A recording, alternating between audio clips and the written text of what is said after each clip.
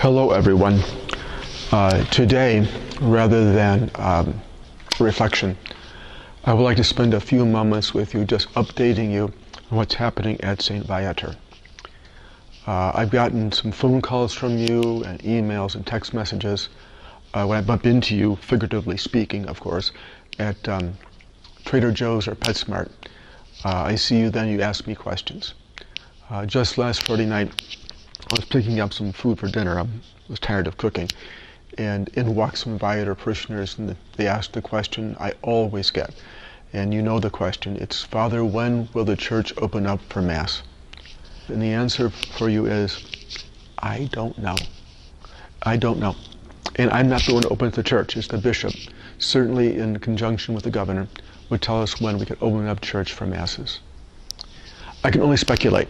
And friends, I am speculating. This is not in concrete. Maybe mid-June, maybe late June. But again, you know well from watching the news, things are fluid. Things could change. So we just simply have to wait.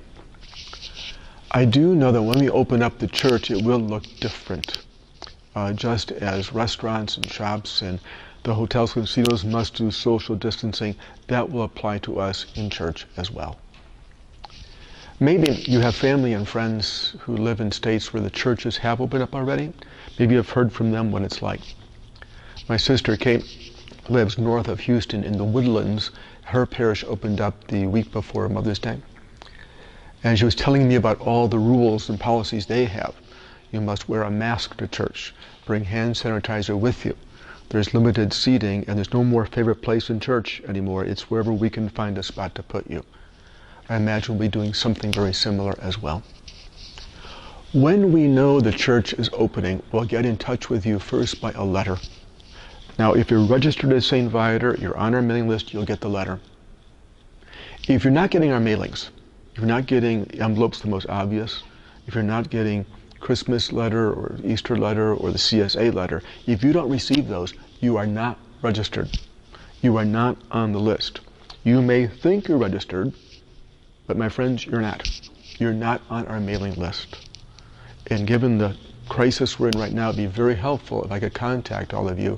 So if you're not receiving mailings, please give us a call. Give us your address and your email. That would be so helpful. We're also on the website. We're also on the YouTube. If you know someone in the parish who comes here regularly, but you know they're not registered, you know they're not receiving mailings, when you get your letter, would you call them? Would you reach out and contact them so they know what's happening as well? The church is empty.